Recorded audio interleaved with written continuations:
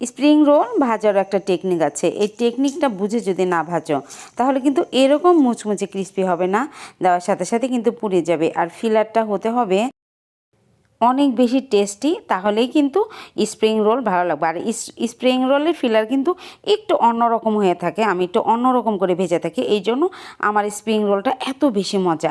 প্রথমে দেখো প্যানে 2 টেবিল চামচ তেল নিয়ে 1 কাপ চিকেন এখানে বেটে রেখেছি, আমি ভালো করে বেটে তারপর সামান্য একটু পানি দিয়ে গুলে রেখেছি, একটু লবণ দিয়ে। আর এখানে কিছুই দেইনি, একটু ভেজে নিচ্ছি, দেখো তেলে একটু ভেজে নিচ্ছি চিকেন বাটাটা। এবার দেখো ফিলারটা বানাবো। আর আমার এই ফিলার এত বেশি মজা হয়। 2-3 টেবিল চামচের মতো তেল দিয়ে দিলাম, তার মধ্যে 1 কাপের মতো পেঁয়াজ কুচি আর কাঁচামরিচ কুচি দিয়ে দিলাম। স্প্রিং রোলে পেঁয়াজ কুচি একটু বেশি দিতে হয়।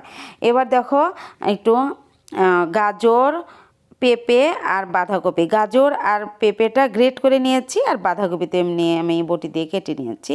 এগুলো দিয়ে একটু নাড়াচাড়া করে এই সিদ্ধ মাংসটা দিয়ে দিলাম। আর স্প্রিং রোলের মাংস কিন্তু বাটা মাংস সিদ্ধ করে দিতে হয়, তাহলে ভালো লাগে। লবণ দিয়ে দিলাম, কালো গোলমরিচের গুঁড়া দিয়ে দিলাম টেস্টের জন্য, আর এখানে সয়া সস দিয়ে দিচ্ছি 2 টেবিল চামচের মতো, দিয়ে আবারও নাড়তে হবে। একটা করে উপকরণ দিব আর নেড়ে নেড়ে দিব, এতে করে ভাজিটা অনেক বেশি সুন্দর হবে, সব কিছু একদম ভাজির সাথে মিশে যাবে কিন্তু। তারপর আবার চিনি দিয়ে দিলাম, দেখো চিনি দিয়ে এবার দিয়ে দিচ্ছি টমেটো সস। টমেটো সস দিয়ে আবারও নেড়ে চেড়ে একটু ভেজে নিচ্ছি। আর এখানে রাইস নুডলস গরম পানি দিয়ে ভিজিয়ে রেখেছিলাম, সেটা দিয়ে দিলাম 1 কাপ। এই রাইস নুডলসটা তুমি যদি স্প্রিং রোলের ফিলারে দাও, খেতে এত বেশি মজা হয়। আর সবচেয়ে সুস্বাদু করবে যেই উপকরণটা, এটা হচ্ছে গার্লিক অয়েল। এই গার্লিক অয়েল আমি সব সময়ের জন্য বানিয়ে রাখি, বিভিন্ন আইটেমের মধ্যে কিন্তু এটা দিতে হয়। লাস্টে দিয়ে দিচ্ছি ঘি। ঘিটা তোমার স্প্রিং রোলের ফিলারটার স্বাদ দ্বিগুণ বাড়িয়ে দেবে। এবার নামিয়ে রেখে একটা দেখো যে স্প্রিং রোলের শিট কিনতে পাওয়া যায়, এটা সমোচা শিটও বলে, স্প্রিং রোলও বানানো যায়, অনেক কিছু বানানো যায় এটা দিয়ে। এইটা দিয়ে আজকে বানিয়ে দেখাবো তোমাদের। দেখো প্রথমেই ডিমের সাদা অংশ শিটের সাথে খুব ভালোভাবে একটু ভরিয়ে নিলাম।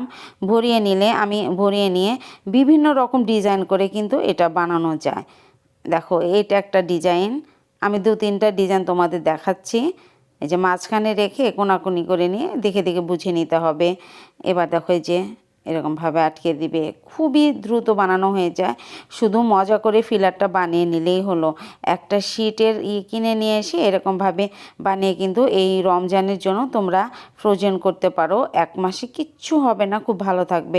এটা আবার অন্য একটা পদ্ধতি তোমাদের দেখিয়ে দিলাম। দেখো তোমাদের যেটা সুবিধা মনে হয়, যেটা ভালো লাগে, তোমাদের কাছে সুবিধা লাগে, সেটাই বানাবা।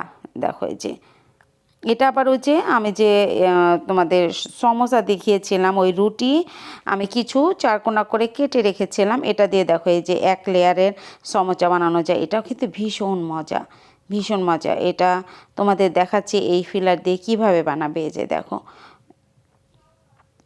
একদম দেখে কিন্তু বুঝে নিলে, এটা কিন্তু বলার কিছু নেই। এই যে আমি যেরকম করে দেখাচ্ছি এরকম করে সেট করে নিবে। এই যে ডিমের সাদা অংশ দিয়ে খুব ভালোভাবে আটকে দিবে, যেন কোনো পাশে একটু ফাঁকা টাকা না থাকে, তেল যেন প্রবেশ করতে না পারে ভিতরে। এই যে আর একটা দেখাচ্ছি, দেখো এই শিট দিয়ে কীভাবে বানাতে পারবে।